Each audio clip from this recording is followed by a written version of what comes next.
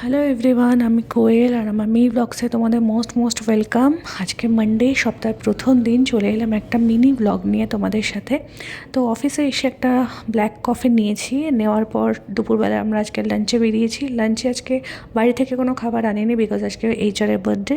So বার্থডেতে আমাদের আজকে ট্রিট দিয়েছে, আর ট্রিটে আজকে মেনু ছিল চিকেন থালি, আর সঙ্গে আরও কিছু আইটেম ছিল। তো সন্ধ্যেবেলা আজকে অফিসের পর বেরিয়ে গেছি, আর বেরিয়ে সোজা জিমে গেছে। বাড়িতে যেহেতু পুজো আছে, টুকটাক বাজারও করার ছিল, সেগুলো আর তোমাদের সাথে শেয়ার করলাম না, কারণ ব্লগটা অনেক বড়ো হয়ে যাবে। তো জিমে এসে দেখলাম জিমটা পুরো ফাঁকা ফাঁকা, আর এরকম ফাঁকা জিম দেখলে আমার যেন এনার্জি একদম ডাবল হয়ে যায়। প্রচুর ওয়ার্কআউট করি, প্রচুর ভেরিয়েশন করি।